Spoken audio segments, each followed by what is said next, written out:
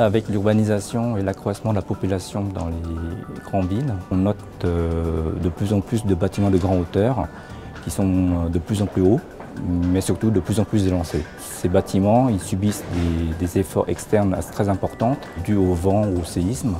Et ces efforts peuvent causer des dégâts structurels importants aux bâtiments, mais aussi de l'inconfort aux occupants qui peuvent ressentir le mal de mer sous l'effet des oscillations. En 2013, nous avons réalisé la tour Banco La Nación. C'est la tour la plus haute en fait, du Pérou, avec 135 mètres de haut. Le défi intéressant de cette tour, c'est qu'elle est construite dans une région à forte sismicité. Nous avons inclus dans la conception un système de distribution d'énergie à base d'amortisseurs, qu'on appelle des amortisseurs à fluide visqueux. Donc on a installé 16 amortisseurs dans les 8 derniers niveaux sur les 2 pignons de la tour. Ces amortisseurs se présentent en général sous la forme d'un cylindre en acier ou en inox, rempli d'un fluide à base de silicone. On a un piston qui peut coulisser le long du cylindre. Ce piston sépare le cylindre en 2 chambres bien distinctes. Le piston va créer une augmentation de la pression dans la première chambre et pousser le fluide vers la deuxième chambre via les orifices. C'est ce mouvement qui permet de transformer l'énergie cinétique en chaleur et donc réduire ainsi les efforts sur la tour. Grâce à ce système,